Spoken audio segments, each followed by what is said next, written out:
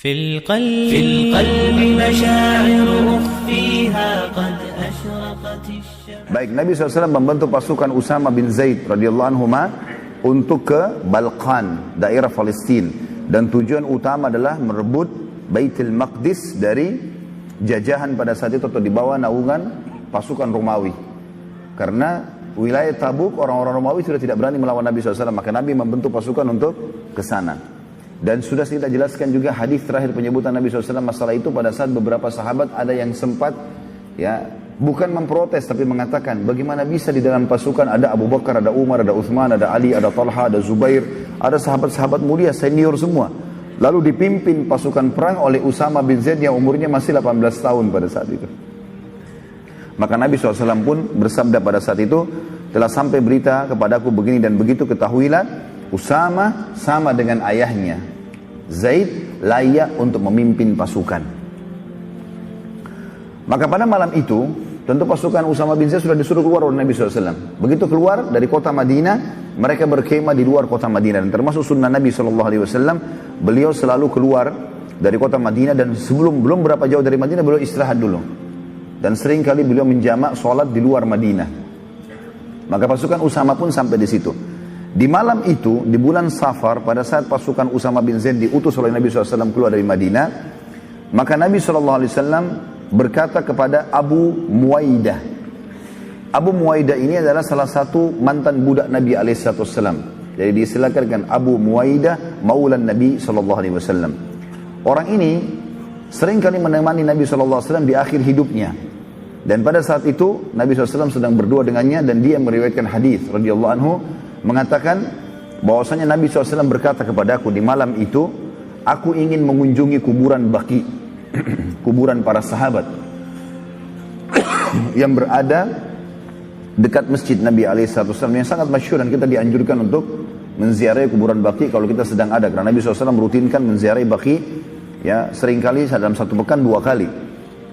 Dan ini malam beliau mengutus pasukan Usama berkata kepada Abu Muwaidah, aku ingin mengunjungi kuburan Baqi dan memohon ampun kepada Allah untuk mereka. Dan ini juga keluar sunnah kita mendoakan agar orang yang sudah mati pada saat kita ziarah kubur agar diampuni dosa-dosanya. Pada saat tiba di Baqi, Rasulullah SAW berdoa kebaikan dan rahmat untuk penghuni Baqi serta memohon ampun untuk mereka. Lalu beliau berkata kepada Abu Muwaidah, sungguh wahai Abu Muwaidah, fitnah sudah datang. Fitnah sudah datang. Artinya aku ini sebentar lagi akan mati. Gak ada yang memimpin umat ini. Maka masing-masing harus dengan akal sehatnya memimpin sesuai dengan hukum nih. Fitnah telah datang. Riwayat lain, Nabi SAW naik ke atas sebuah batu lalu mengatakan, sungguh aku diperlihatkan fitnah berada di pintu-pintu rumah kalian di setiap rumah di Madinah.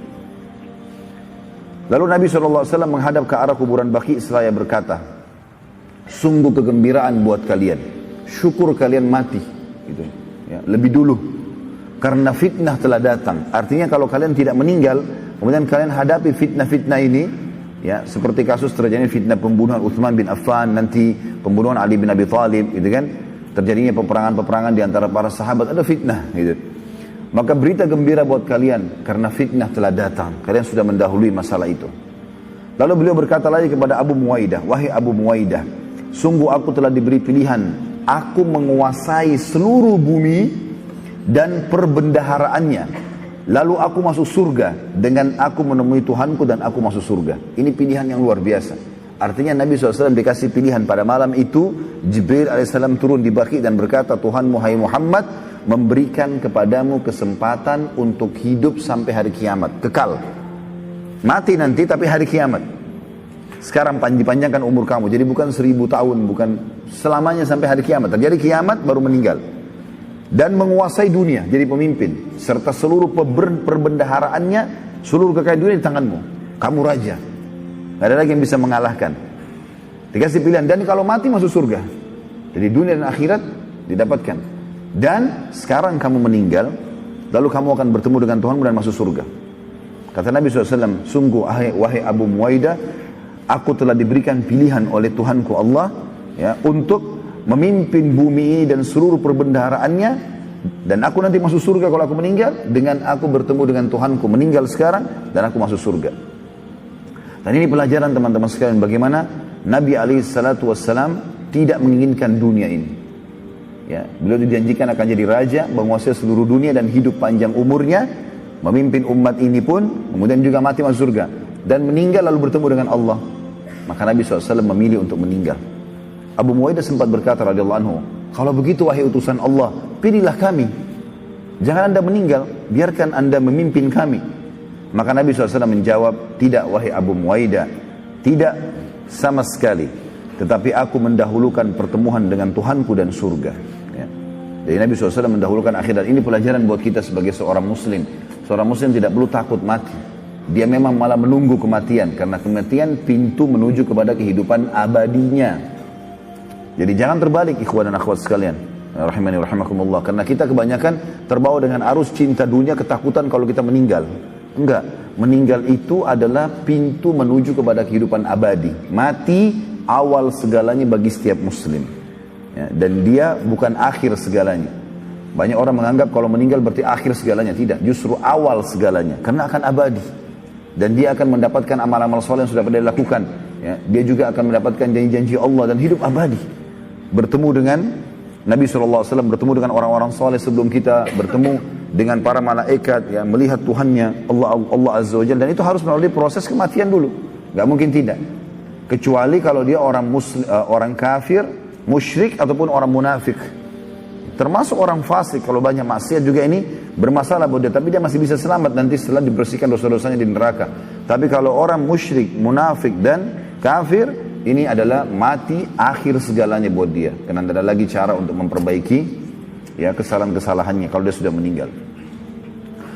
Maka pada saat itu Nabi SAW waktu mengatakan aku memilih Tuhanku dan surga. Setelah itu Nabi SAW balik bersama Abu Muwaidah. Begitu tiba di rumah Nabi SAW, mulailah beliau merasakan sakit kepala. Ya. Dan beliau merasa sakit kepala yang luar biasa pada saat itu. Dan waktu masuk ke dalam rumah, dalam hadis Bukhari Muslim dijelaskan, maka Nabi SAW begitu masuk mengucapkan salam di rumah Aisyah radhiyallahu anha. Aisyah pertama sekali melihat Nabi mengatakan, kepalaku sakit ya Rasulullah. Maka kata Nabi SAW, tidak wahai Aisyah, aku yang sebenarnya sedang sakit kepala. Ya. Maka Aisyah berkata, wahai utusan Allah, apakah anda juga merasakan sakit sebagaimana kami merasakannya? Kata Nabi SAW, iya. Bahkan kami, kalangan para nabi, merasakan 2 kali lipat dari apa yang dirasakan oleh 2 laki-laki di antara kalian. Jadi kalau misalnya demam kita itu 40 derajat itu sudah sangat panas. Maka Nabi SAW 80. Gitu kan?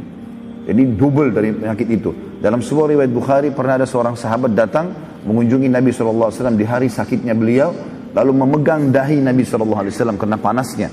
Maka dia mengatakan, aku tidak mampu untuk memegang dahi Nabi SAW karena panasnya. Lalu aku mengatakan, ya Rasulullah, sungguh anda telah ditimpa demam yang tidak normal, tidak biasanya. Sangat luar biasa, seperti api panasnya. Nah, kata Nabi SAW, benar.